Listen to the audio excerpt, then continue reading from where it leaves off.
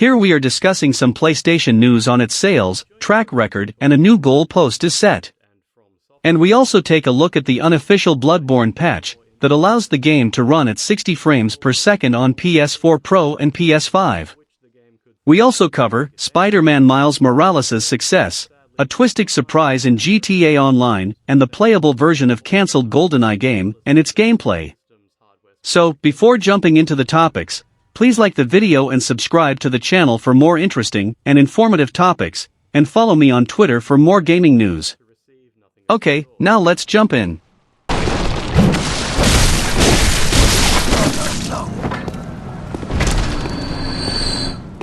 Popular YouTuber and industry insider plans to release the unofficial Bloodborne patch that allows the game to run at 60 frames per second on PS4 Pro and PS5. With the release of next-gen consoles, most developers are releasing next-gen patches for their games that take advantage of these new systems. Big PS4 first-party titles such as Days Gone, Ghost of Tsushima, as well as 2018's God of War has received a performance-enhancing mode that supports 4K resolution and 60 frames per second. However, one title that could really benefit from a next-gen upgrade, something that fans have been asking for, is From Software's Gothic RPG Bloodborne. Unfortunately, Sony and From Software have yet to announce an official next-gen patch or a remastered version of Bloodborne for the PS5. Whereas other From Software titles such as Sekiro, Shadows Die Twice and Dark Souls 3 have received an update, Bloodborne is still in the dark. That seems to be changing as a popular industry insider and modder is all set to release an unofficial 60 frames per second patch for the game. Lance McDonald has been hard at work in developing a full-blown 60 frames per second patch for Bloodborne on the PS4 Pro and PS5. First revealed back in October 2020, McDonald said that he would refrain from releasing this patch if Sony decides to release an official one. However, the company has yet to hint of such an occurrence, and so it seems the modder has decided to move on and release this unofficial patch for the game. It's important to note that players won't be able to install this patch the traditional way. Only modified PS4 Pro that allows players to run a backed-up copy of the game will be able to do so. Twitch streamer Distortion 2 recently did a Bloodborne livestream running on PS4 Pro with the unofficial patch installed. The video showcases how the gameplay experience vastly differs from the original 30 frames per second capped one present on all the consoles. While it undoubtedly provides for a game-changing experience, especially depicted by the various boss battles in the video, the resolution suffers as a result. McDonald confirmed earlier last year that this unofficial patch runs the game at 720p resolution. While this isn't game-breaking, preferring performance over resolution, or vice versa, is a matter of opinion.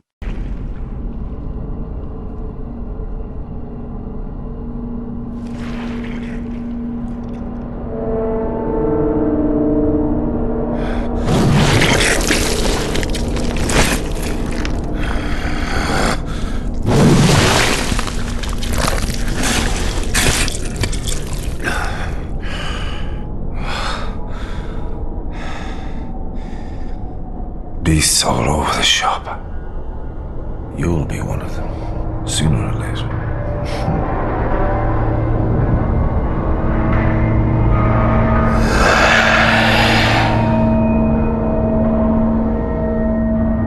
There's no news on how this patch would perform on the PS5, and whether it would enhance any other attributes aside from the resolution, but it seems players won't have to wait too long to find out as McDonald plans to release this later this month. As for an official patch, Sony's silence may indicate that a remastered version of Bloodborne akin to the $40 Marvel Spider-Man Remastered, that added 4K 60 frames per second and ray tracing, is in the works. The patch modder, Lance McDonald explains it clearly about how he made the patch, and its in-depth analysis.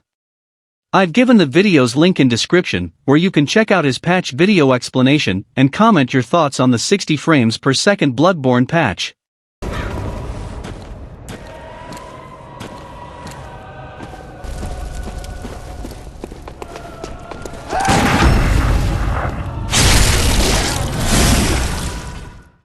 Now, we have two important PlayStation news as Sony reveals how many PS5 consoles it shipped in 2020.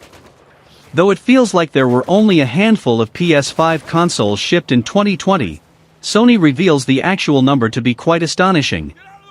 The PS5 launch was nothing if not tumultuous, as many fans are still struggling to get their hands on one. Because of this, it may feel as though there were only a handful of PS5s shipped out for sale during 2020, but in reality the console is selling incredibly well. Sony recently revealed that the PS5 console sold 4.5 million units in 2020 alone, but keep in mind that it only launched on November 12th.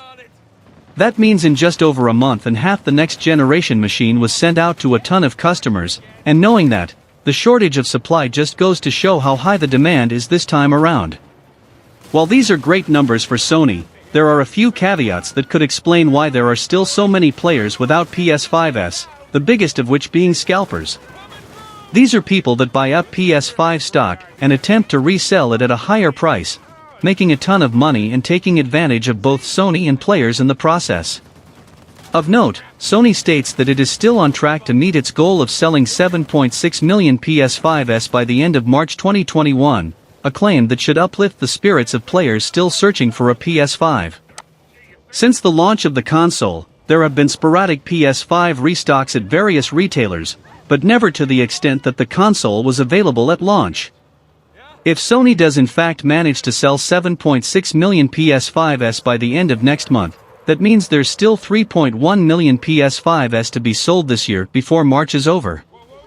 That number does include all PS5s that were already sold and shipped in January, but that likely doesn't account for all of them. With that in mind, players may want to keep a close watch on local retailers and online websites, as it's highly likely that stores will receive another wave of stock sometime during February or March. Assuming Sony and retailers can combat scalpers more efficiently than they could at launch, there's a good chance that more players will be able to experience the thrill of next-generation gaming for themselves. There is also an article came on Forbes that PS5 is being sold at a loss, yet Sony is posting record profits. If you're ever wondering why a company might decide to sell a valuable item at a loss, look no further than what's currently happening with Sony. They've admitted that they're taking a loss on the PlayStation 5, and yet they're posting a $10 billion record profit all the same. Part of the reason for their record profits is still due to PlayStation, however. While the PS5 is losing money as a hardware unit, Sony's gaming division is up 50% from last year, thanks to game sales, PS Plus and digital downloads like DLC and microtransactions, with PS Plus adding 9 million more subscribers from a year ago. Sony's aggressive price point for the PS5 was meant to undercut the Xbox Series X, as you can get a digital version of the PS5 for $400, a full $100 cheaper than the X at $500, sacrificing only a disc drive for the difference. Though Sony also sells a disc model PS5 for $500, and that has been the more widely available version since launch, even if it's not the one most players want. It seems as if they're selling at a loss on both consoles. Is Microsoft as well, with the Series X having a power edge over PS5? Probably, though we haven't heard them state that publicly yet. And Microsoft Xbox's exclusives can't stand to the PlayStation exclusive lineups. But even if Sony seems like they may be winning here, it's not as if Microsoft is losing. The only real losers in the video game space lately have been Google and Amazon. Sony is poised for another mammoth year, and will sell as many PS5s as they can manage to make for the foreseeable future. This will all lead into another big holiday season under a year from now when more major titles are launched like Horizon Forbidden West, maybe God of War, squaring off against Xbox's Halo Infinite. Until then, both next-gen consoles and their resulting subscription service will continue to be a huge boon for both companies. Despite this impressive number of sales, demand doesn't seem to be slowing down, so Sony is going to have to work hard to get even more consoles shipped out. At the moment the PS5 sales are actually record-breaking, but fans are interested to see if it manages to surpass the highest-selling home console ever, the PS2.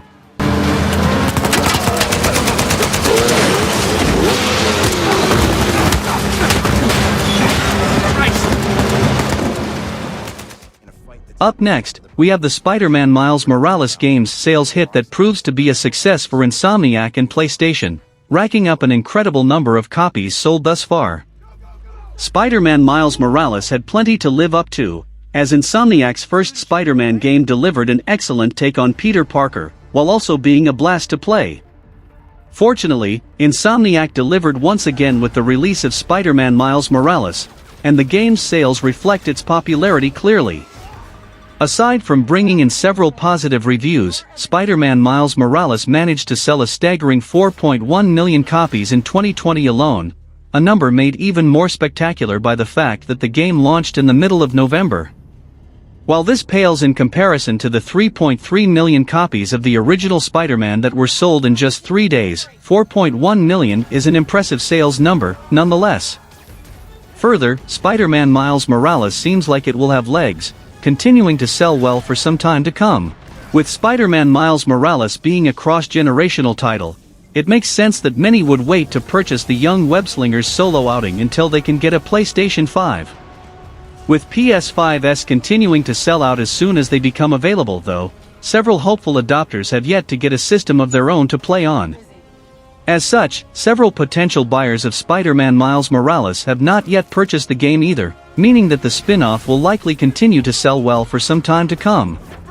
Still, the current sales for the game are wildly impressive, and while they are not breaking records like Marvel's Spider-Man did when it launched, the numbers prove that fans are interested in where the series will go next. With Spider-Man, Miles Morales adding depth to the gameplay through its hero's Venom powers, trimming the fat from the open world, and telling a bold new story focused on Peter Parker's protege, it is easy to see why the game has proven to be a hit with fans. As for when players can expect to see Miles Morales and his mentor in action again, fans should prepare for a decently long wait. According to Peter Parker actor Yuri Lowenthal, dialogue has not yet been recorded for the sequel. Usually a sign that a game is early in development, Spider-Man Miles Morales fans will have to be patient, as Insomniac will likely have nothing to say about the game anytime soon. When it comes though, having the two Spider-Men clashing with villains like Venom seems like a recipe for yet another sales success. That said, with DLC for Spider-Man Miles Morales neither confirmed nor denied, there is still hope to see the heroes again soon. For now though, fans will just have to continue theorizing and replaying the two high-selling Spider-Man games. Love seeing you two together again. You always were my favorites.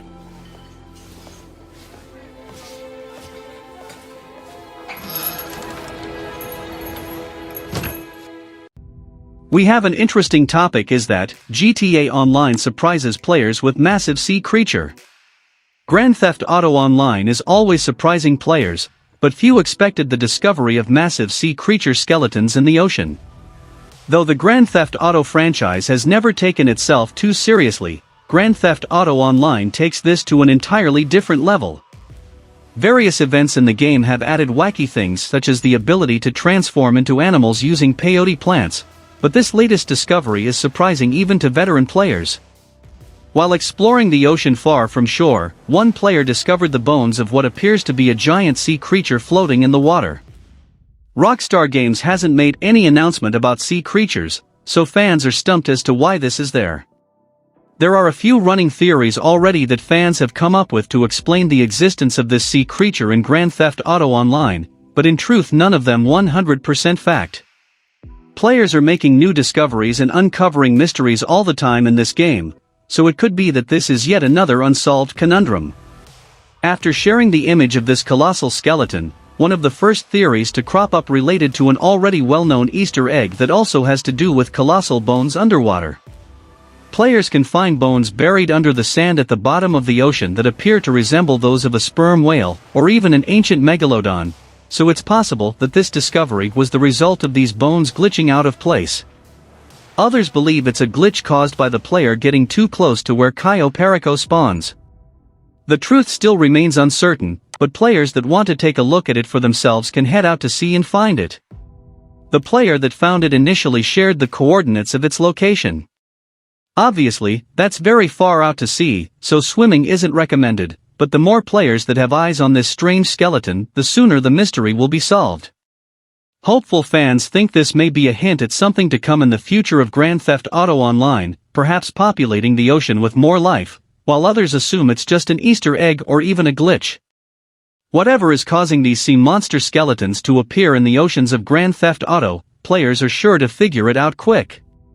One thing that gamers have proved time and time again is their propensity to unravel mysteries and find hidden secrets, and this will likely be no different. And here we are, at our final news. Playable version of cancelled GoldenEye 007 XBLA remaster leaks online, reveals new details.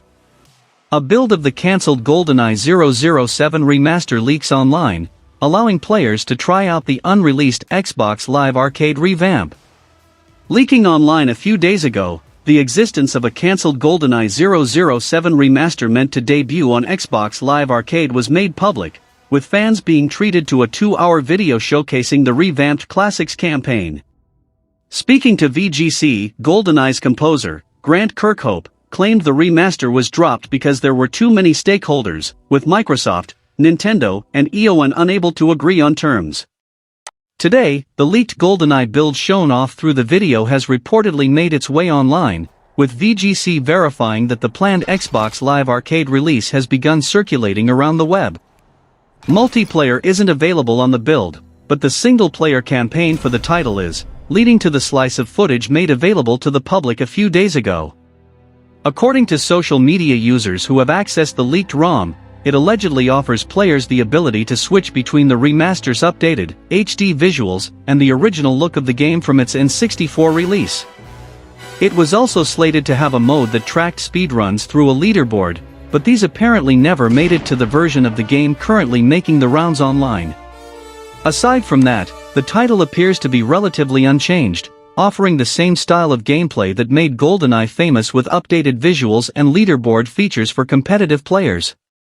For those who don't know much about GoldenEye, the game originally hit shelves back in 1997, immediately becoming iconic due to its addictive multiplayer gameplay and first-person shooting.